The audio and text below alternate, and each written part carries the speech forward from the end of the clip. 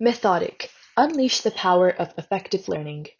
Do you ever find yourself struggling with procrastination or short-term memory, grappling with long-term memory retention, or even facing a fleeting attention span while studying? You're not the only one. We, as students, know how challenging it can be to manage a full workload.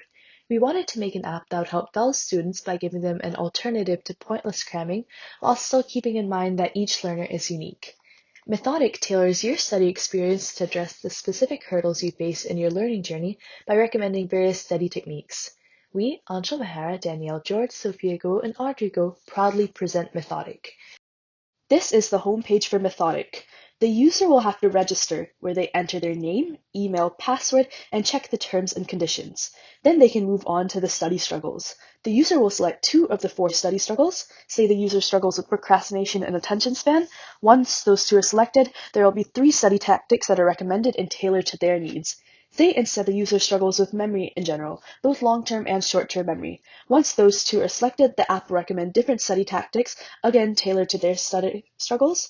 If the user clicks on one of the recommendations, a brief description of the study technique will pop up. So for active recall, it is most beneficial when used a few days before the exam.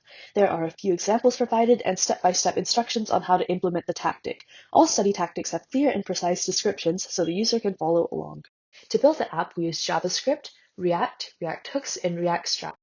Going a little more in-depth on the technologies we used, we chose React because it allows us to create reusable components to build complex UIs. We also chose it for its fast rendering through a virtual DOM and ability to manage state with hooks, which we'll demonstrate a little later. As far as core languages go, we're using JavaScript to implement the app logic. We mainly use it for its data structures like the options map, as well as functions like getting recommendations. There are 4 main pages I'll briefly go over.